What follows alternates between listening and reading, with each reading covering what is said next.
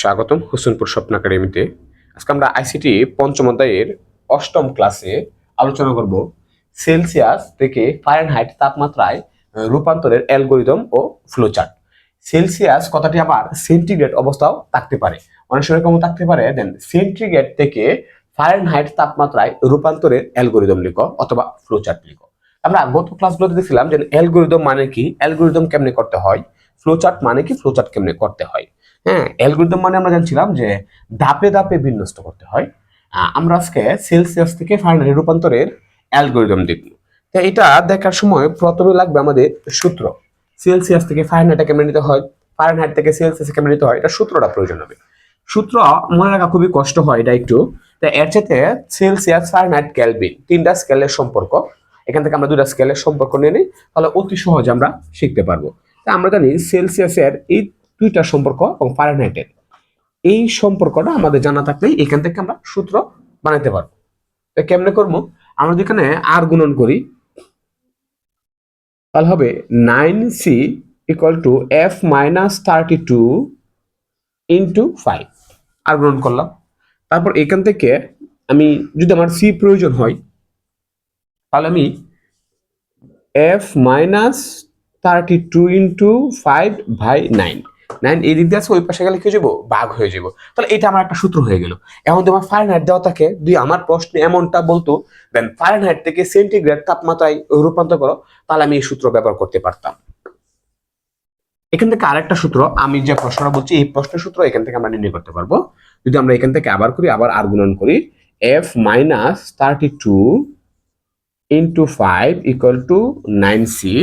তাহলে এখানে আমরা যদি 5টা ওই পাশে নিয়ে নিই তাহলে কি হবে, ভাগ আকার হবে, যেহেতু গুণ আছে ওই পাশে লিখে যাবো, ভাগ হয়ে যাব। আবার f = তাহলে কি বলতে পারি, 32 এদিক দিয়ে কি মাইনাস, ওই পাশে লিখে যাব, প্লাস হয়ে যাব।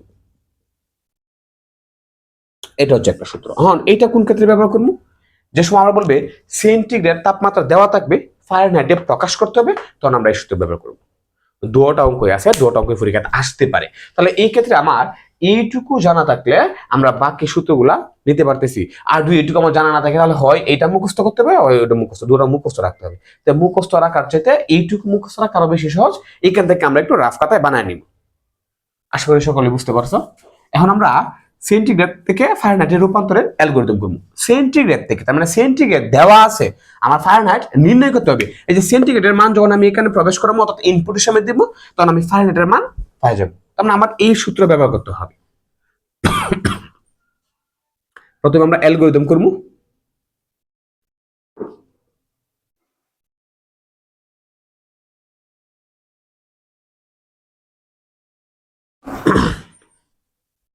ধাপ 1, অ্যালগরিদম আমরা কেমনে কেমনে করি, ধাপে ধাপে করি। তাহলে ধাপ 1 আমরা কি করি, শুরু বা শুরু করি লেখা যায়। এখানে শুরু কেন আমরা বলছিলাম, আমরা প্রথম ক্লাসে থেকে বলছিলাম যে অ্যালগরিদম করতে হয় তখন ধাপে ধাপে করতে হয়, এবং প্রথম ধাপে শুরু করি, লাস্টে সবার লাস্টে কি শেষ করি। কারণ শুরু কেন বলতে হয়, কারণ এটা কম্পিউটারের কাজ, কম্পিউটারকে কি বলতে হয়, শুরু কাজটা তাকে শুরু করার জন্য ইঙ্গিত দিয়ে দিতে হয়, বলে দিতে হয়। তাহলে ধাপ 2, 2 নম্বর ধাপে আমরা কি করি, একটা কাজ যখন শুরু করতে চাই 2 নম্বর ধাপে আমাদের কি দরকার, ইনপুট দরকার। এখানে ইনপুট কি, আমি যখন এই সূত্রটা ব্যবহার করবো, এখানে ইনপুট কে, ইনপুট বিষয়টা কি, আমি যারে ব্যবহার করে আউটপুট পাইতেছি, যারে ব্যবহার করছি সে হচ্ছে ইনপুট। আমি এখানে সেন্টিগ্রেড ব্যবহার করতেছি, কারণ আমরা বলছি সেন্টিগ্রেড বা সেলসিয়াস দেওয়া আছে, ফারেনহাইট কি করতে হবে, নির্ণয় করতে হবে বা রূপান্তর করতে হবে। তার মানে সেন্টিগ্রেড দেওয়া আছে, সেন্টিগ্রেড দিয়ে আমি ফারেনহাইট নির্ণয় করবো। তারপরে কারে দিলাম, সেন্টিগ্রেড, তাহলে আমার ইনপুট কে, সেন্টিগ্রেড। আশা করি সকলে বুঝতে পারছো। তাহলে ইনপুট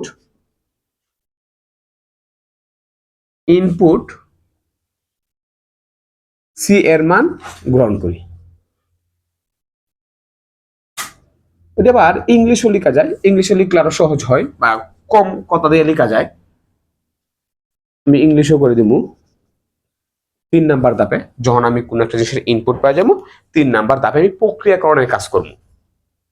প্রক্রিয়াকরণটা কি, সূত্র প্রয়োগ। যখন আমার জিনিস আমি ইনপুট পাইছি তখন আমি সূত্র প্রয়োগ করবো। তাহলে সূত্রটা কি ছিল আমাদের, আমরা কি পাইলাম এখান থেকে, দেন f = 9 × এখানে ইনটু যখন সি প্রোগ্রাম করা হবে বা প্রোগ্রামের কোনো বিষয় করা হয় তখন ইনটু আসলে স্টার চিহ্ন দিয়ে করতে হয়। স্টার দিয়ে বোঝানো হয় কি ইনটু, এবং ইনটু একটু উপরের দিকে হয়, একটু উপরের দিকে হবে, স্টার দ্বারা বোঝাবে।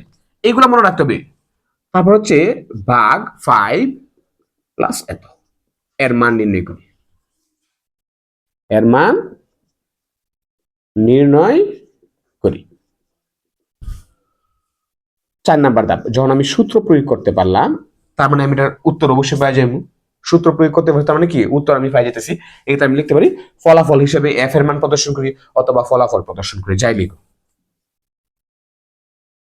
ফলাফল প্রদর্শন করি।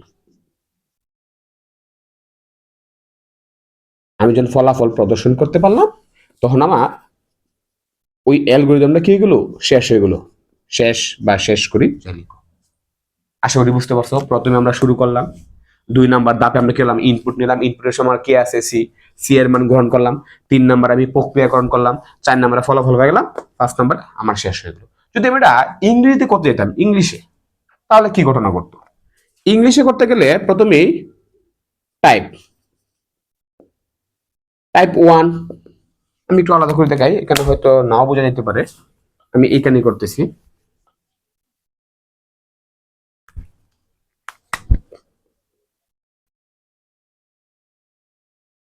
টাইপ 1 অনেক স্টার্ট স্টার্ট করতে হবে।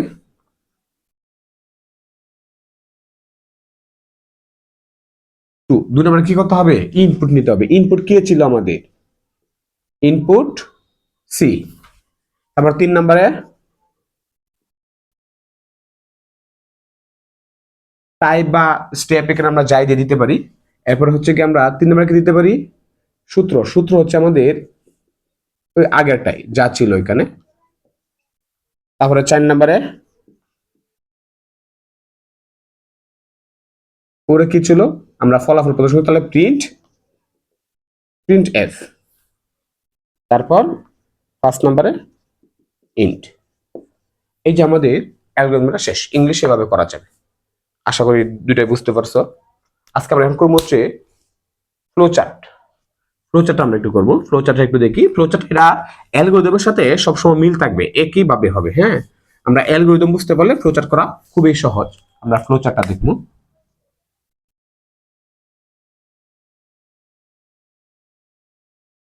ফ্লো চার্ট মানে কি বলছিলাম আমরা, যে কোন একটা সমস্যার সমাধান করবো, তবে কিভাবে, চিত্রের মাধ্যমে। অ্যালগরিদম ছিল ধাপে ধাপে, ফ্লো চার্ট কি চিত্রের মাধ্যমে। তখন আমরা প্রথমেই স্টার্ট, আমরা যেহেতু বিগত ক্লাসগুলো করছি আশা করি এটা জানার কথা। দেন আমরা কেমন স্টার্ট করতে বা শুরু করতে হয় এই প্রতীক সম্পর্কে আমরা জানি।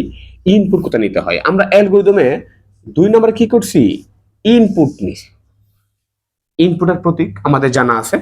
ইনপুট কে ছিল, ইনপুট সি। তারপর 3 নাম্বার ধাপ প্রক্রিয়াকরণ, অর্থাৎ সূত্র প্রয়োগ করব। সূত্র প্রয়োগের গড়টা কেমন হবে আমরা জানি, আমরা সূত্র প্রয়োগ করলাম। অ্যালগরিদম জানা থাকলে ওটাও জানার কথা, আমরা সূত্র প্রয়োগ করলাম। 4 নাম্বার ধাপে কি করব, আউটপুট প্রদর্শন করব।